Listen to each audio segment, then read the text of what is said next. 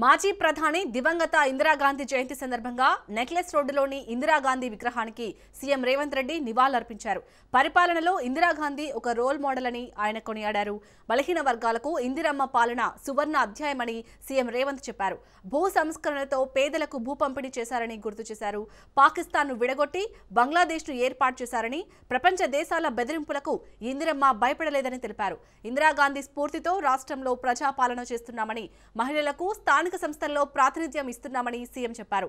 1000 RTC బస్సులకు మహిళలను ఓనర్లను చేశామని గుర్తు చేశారు. ఇందిరాగాంధీ పాలన దేశానికి దిక్సూచి అని సీఎం రేవంత్ కొనియాడారు.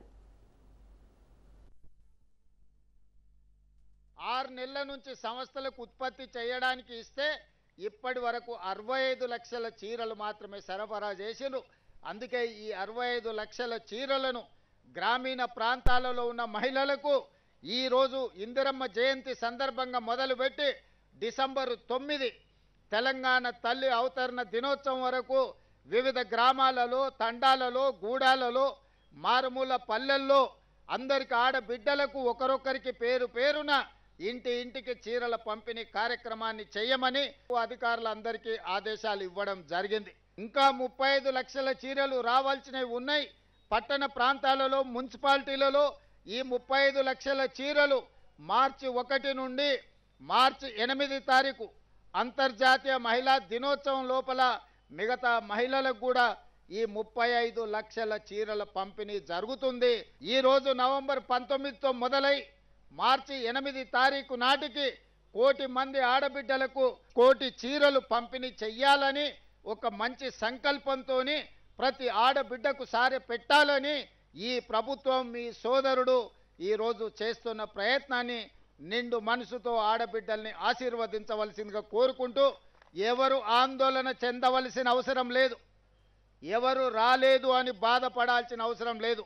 ప్రతి ఆడబిడ్డకు చీర చేర్చే బాధ్యత ఈ ప్రభుత్వం తీసుకుంటుంది, సీతక్క గారు తీసుకుంటారు. స్వయంగా సీతక్క గారు ఈ కార్యక్రమాన్ని పర్యవేక్షిస్తారు.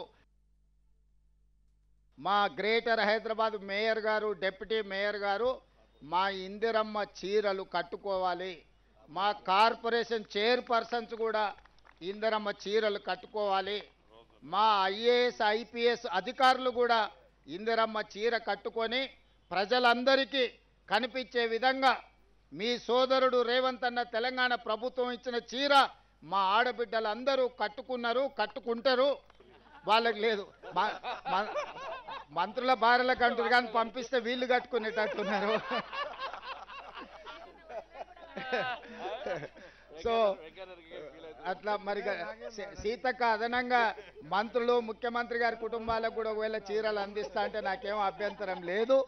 కానీ ముఖ్యంగా మా ఆడపడుచులకు, ప్రజాప్రతినిధులందరికీ కూడా మా సీతక్క ఈ చీరను అందించాల్సిందిగా, వాళ్ళందరూ కూడా ఈ చీరను కట్టుకొని ఒక వెబ్సైట్ సీతక్క ఒకటి క్రియేట్ చేయి, అందరూ చీర కట్టుకొని నీకు పోస్ట్ చేయ.